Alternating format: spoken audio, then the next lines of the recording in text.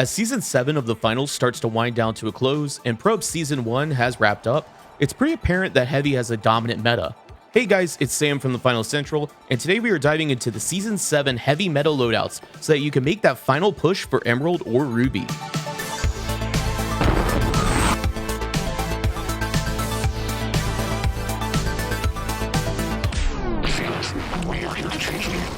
So if you've been watching the channel for a while, you know that most of my time on the finals has been spent playing medium.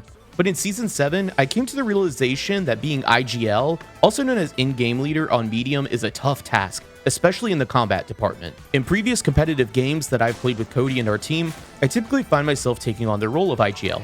Maybe it's the UNC status in me, but I've been playing competitive titles for a while. What I found this season though is that I was really struggling to IGL effectively, especially when calling fights. You see, fights in the finals really have become dependent on explosive plays, due to how quickly teams can be brought back to full strength thanks to the addition of the H+ Infuser on Light and how useful the defib still is. Because of this, making an opening pick or play that causes enemy utility to either be burned quickly or even better removed entirely is extremely important. Medium currently doesn't have the kit to make these types of opening plays happen, and this can cause our team to start the fight more uncoordinated than we'd like. So not even halfway through the season, I decided to make the switch to Heavy. Heavy has a very standardized loadout that has been adopted by most teams in ranked since Pro Hub Season 1. Here's the breakdown of what you should be running. First, Winch Claw. By far the best specialization on Heavy, currently due to allowing for quick and easy picks and cash box manipulation. With a 91% pick rate in PHL Season 1, it's no contest that Winch is the preferred specialization. It just does so much. But the most important part is that opening pick. Getting a winch on a light or medium removes one of the two strongest gadgets in the game, assuming you confirm the elimination. With H+ or defib out of the fight, the enemy team is at a massive disadvantage. Winch is not just good at getting picks though, it's also amazing at cash box manipulation and stalling. More and more teams are having their Heavy work with their medium to move controlled cash boxes to more advantageous positions, rather than their initial spawn point. An example would be an alley or open area where you can then hold from the high ground. This makes steals so much more difficult for the enemy team. If a team does decide to start going for the steal, you can just winch the cash box out of their hands to cancel the whole process. Or you could just winch the player and get pretty much a free pick. On the retake side of things, you can also winch the cash box into an area with more natural cover, allowing you to get more value out of your kit, which we will talk about in a moment. Next up, Weapon. Now personally, I run the Shack, but if you look at the PHL stats I mentioned earlier, the SA-1216 is pretty dominant, coming in at a 76% pick rate, and Shack at only 17%. Personally, I enjoy the Shack more, as it has allowed me to have an easier transition from medium where I mained rifles like the FCAR or the FAMAS. It's really up to you here on which you prefer, but if you are looking for the more optimal choice, probably best to learn the SA.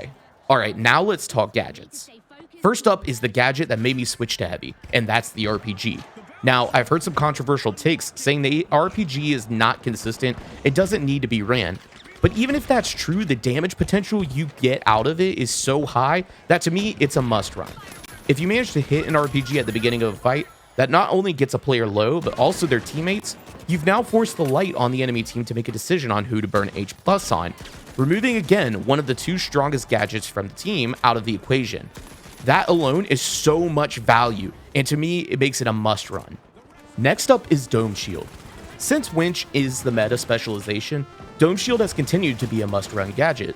Nearly every single loadout in PHL had a Dome Shield, and it's because it really adds that much value. Personally for me, I use Dome Shield in three ways: provide myself and team cover, take space, or steal the cash out.